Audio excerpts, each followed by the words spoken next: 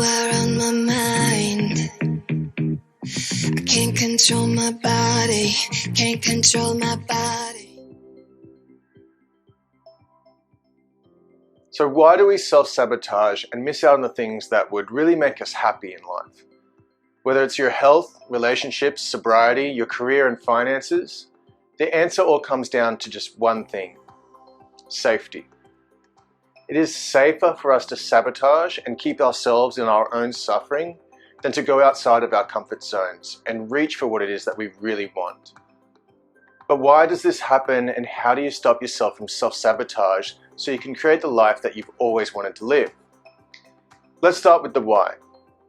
It comes down to the primitive part of our brain that for millions of years has worked to sense the environment for our safety. As your nervous system subconsciously reacts to what it senses in the environment, it is programmed to send messages to your brain to let it know whether or not it is safe to proceed.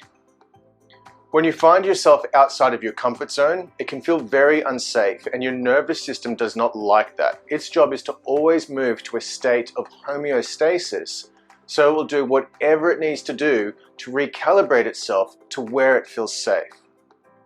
If there is a perceived threat to your safety, your nervous system will tell your brain to abort, and that shows up as self-sabotaging. Cheating on your boyfriend, relapsing on your sobriety, gambling your pay away, skipping the gym, and blowing out on your diet. There are 7 triggers that if your nervous system detects any one of them, it will tell your brain to abandon ship. They are fear, doubt, danger, suspicion, boredom, uncertainty, and complication. So if your brain detects any of these triggers, it'll prevent you from proceeding, as it will deem to do so as a threat to your safety and survival. So just to ground this in an example for you. As a young boy, I had 3 older brothers. I still have 3 older brothers. But just to date myself here a bit, when video game consoles first came out, I was always the best at any game and would totally kick their asses most of the time. One of my brothers had a very difficult time in being beaten by his baby brother, and it would result in this violent eruption of anger, and the console would be ripped out of the wall and a controller would be thrown at my head, and I would just get pounced on and wailed on, and I'd end up just laid out like, "Mom," you know. So my nervous system got this message that it just was not safe for me to win, and that winning was dangerous. And the meaning I associated with competing and winning was that it resulted in pain. So I could be good, but I better not win or it would be on, right? So I would play as I usually would, and when I got close to winning the game, I would pull back and let him take the victory.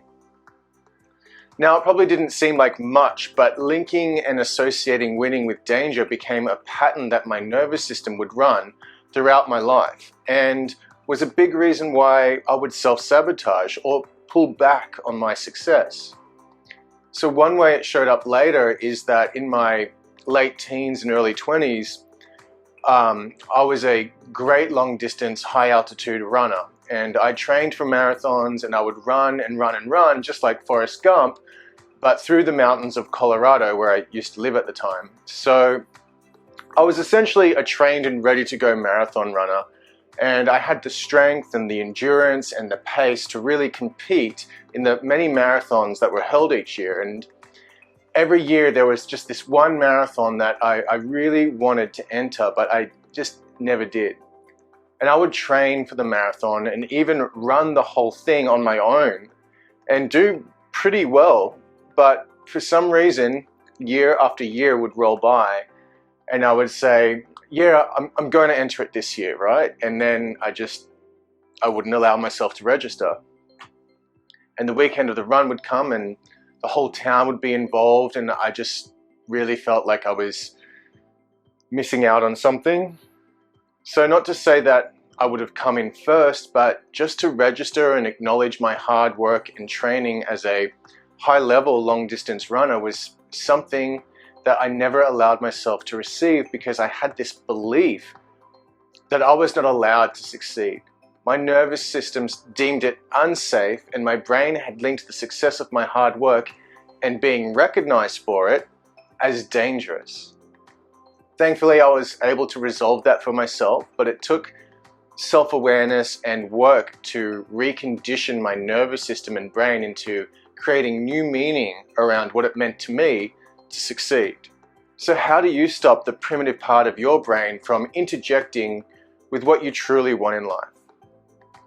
First, identify when and where in your life you are self-sabotaging. Then, ask, how am I sabotaging in these areas exactly? You may want to take a moment to write these down in the Notes tab. Once you've got the when, the where, and the how, identify for yourself what kind of safety you get from the self-sabotage. How do you feel when you are sabotaging your results?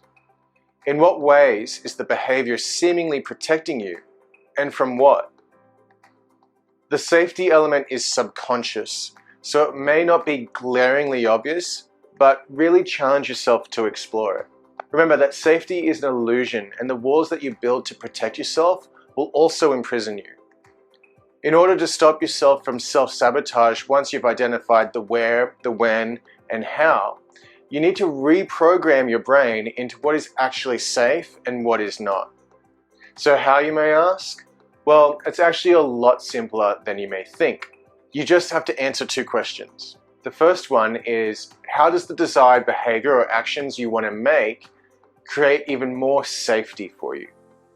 And then the second one is, how does doing the thing that you don't want cause even more jeopardy to your safety? Now, answering these questions once isn't going to quite cut it. This is a lot of programming and conditioning that you've been running. So to really imprint the new belief system into your subconscious, it is important to answer these as many times as you can.